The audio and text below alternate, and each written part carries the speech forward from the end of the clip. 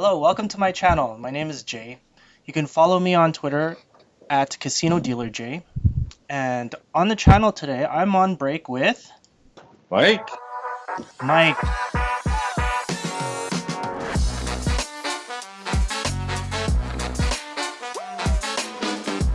We're working at a really nice casino, letting us wear hats and everything. So, what are we on? We're like 45, 15 off. Well, I would say 40/20s. Oh, You 40/20. even got your hair on Wow. backwards, although, Oh, sick. Yeah. doesn't look there. Well, I don't want to show off too much of who I'm repping, but so now for the people that are meeting you for the first time, you were a teenager when you started as a dealer in the late 90s. I was. You were multi-game, all game. All game. You were an all-game dealer. You moved up and you worked for a few different companies, wearing a lot of hats along the way.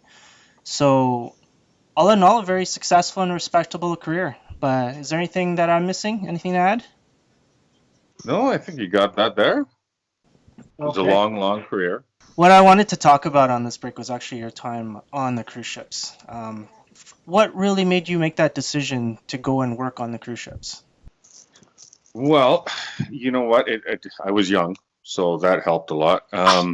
You've seen a lot of people from Edmonton go on the cruise ships and be successful and have fun and getting postcards and hearing the stories when they came back on a vacation. And just, you know what? I said, yeah, it's time. So I went, and yeah, it was great. It was really fun.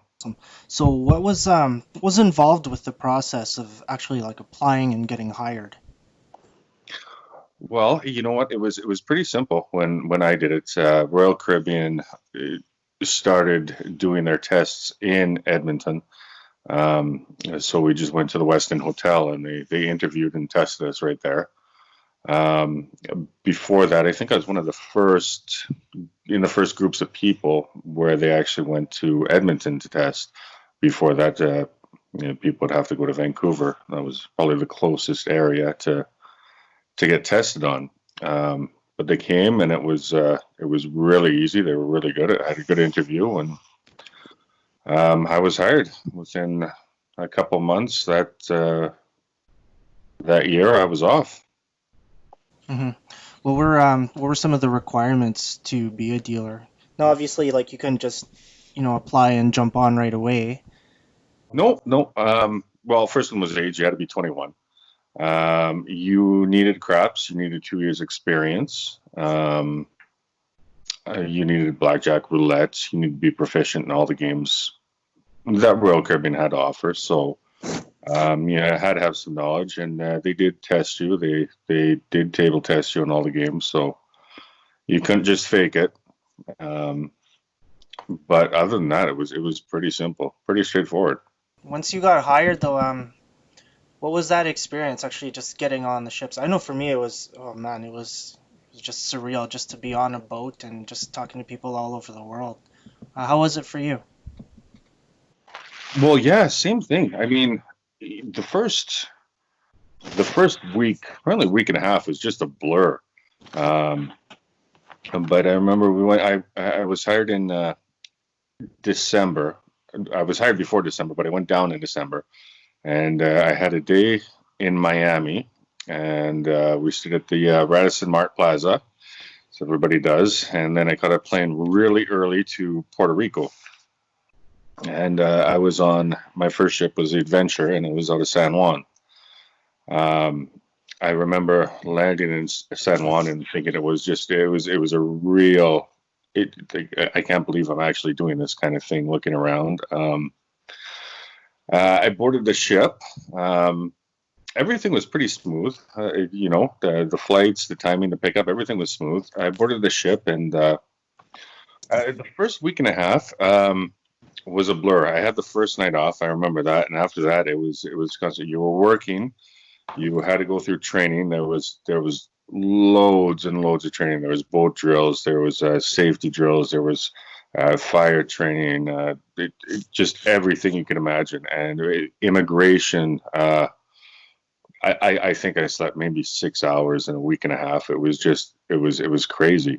After that, everything kind of settled down. I got to be familiar with the ship, the surroundings, with the people, and man, it was fun. You know what? You're gonna meet a ton of people from around the world. You can get to see and meet people from different cultures. You're gonna have different food. You get to travel many different places. And you know what? There's a lot of alcohol there, so be prepared. Have your liver prepped. Um, but the experience there, you're traveling the world for free, really, and soak it up. It's not all fun and games. You have to work. There are some other duties you have to do, but as a casino dealer, you have a lot of time off compared to the rest of the crew members on the ship, and soak it in. Like, just really, you get to these places and you think, wow, I can't believe I'm actually here, What other people did you meet? Like, what other positions were the staff there? Oh, we had dancers, we had the other onboard entertainment musicians, um, the Steiners in the salons, um, and then your everyday crew members, your your servers, your bartenders. You get to be friends with the bartender. They hook you up, so that's one of the first things you do. Know your bartender. And know your cabin steward too, because they'll pick up, drop off stuff when you need it. Just jockey them really well, and you're good to go.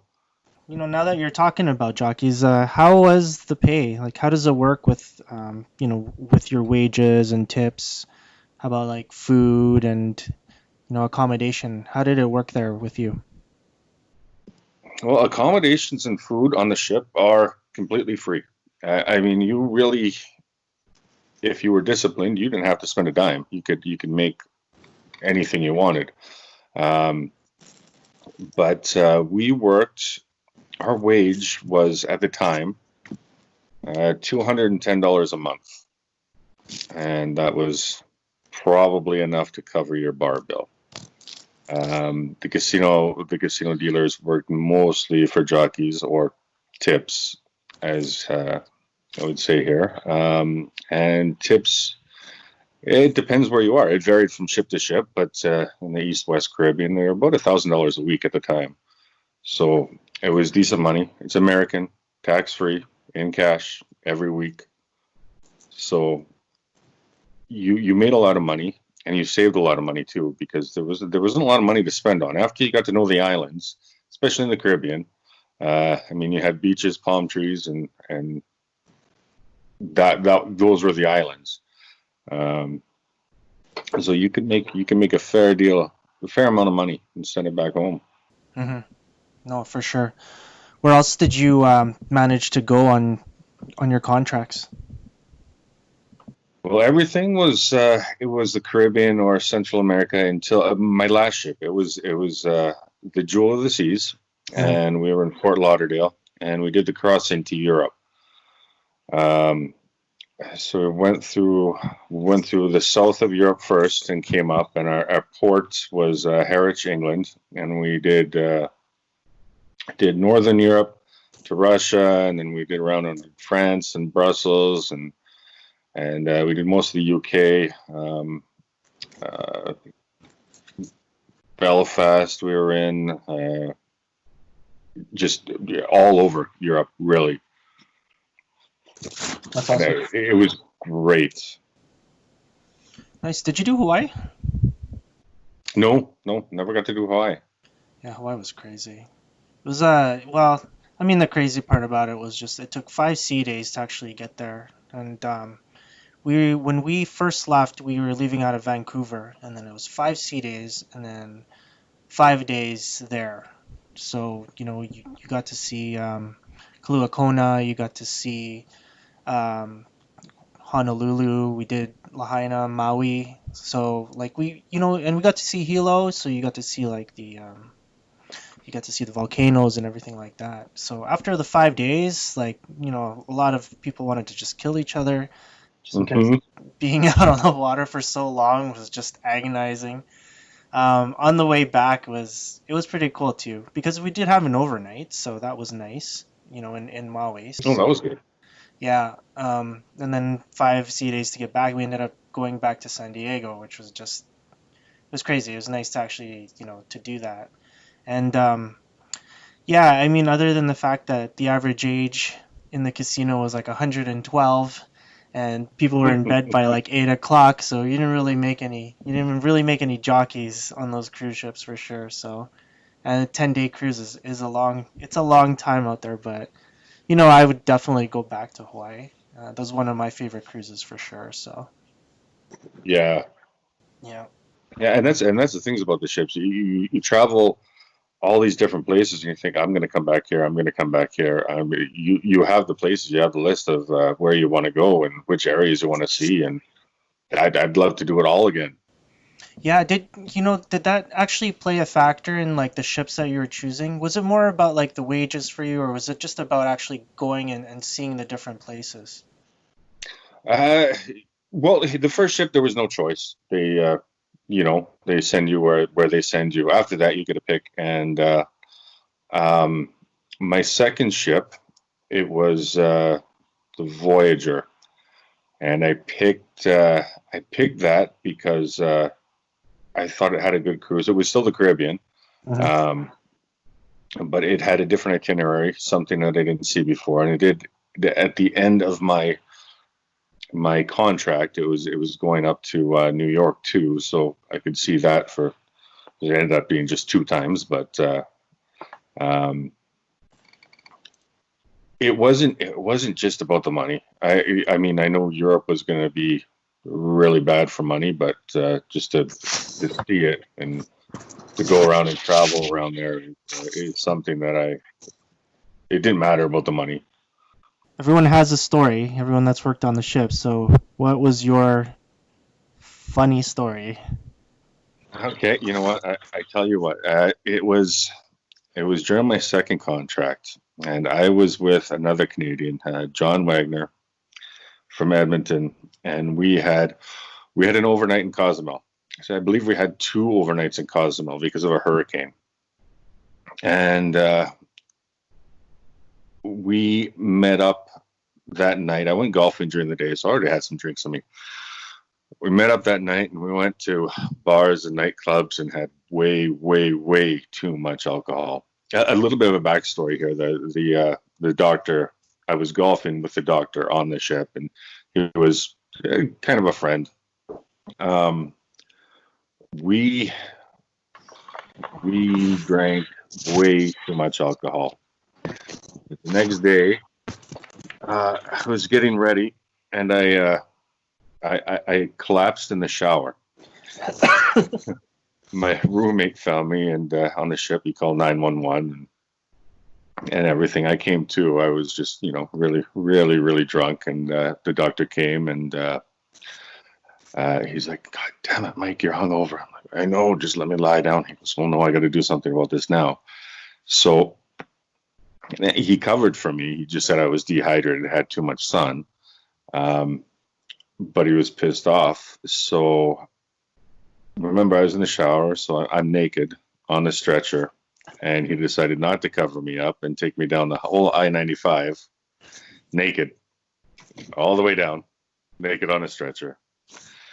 Um, After that, John and I weren't allowed to have a day off together. Oh, Yeah, it was kind of fun. yeah, memorable for sure. Probably for a lot of people that still talk to you from that contract, eh? Hmm. Yeah, yeah, it was. Yeah, I was called 911 for a while there. Oh, dude.